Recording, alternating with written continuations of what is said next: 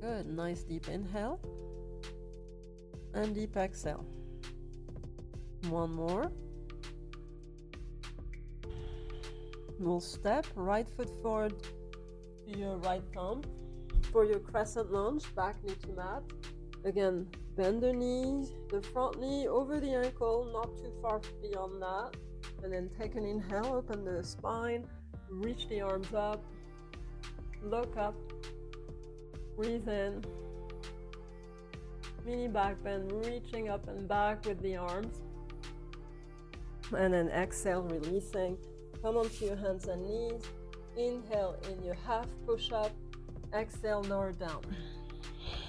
Inhale, cobra. And exhale back. Adho Mukha Svanasana.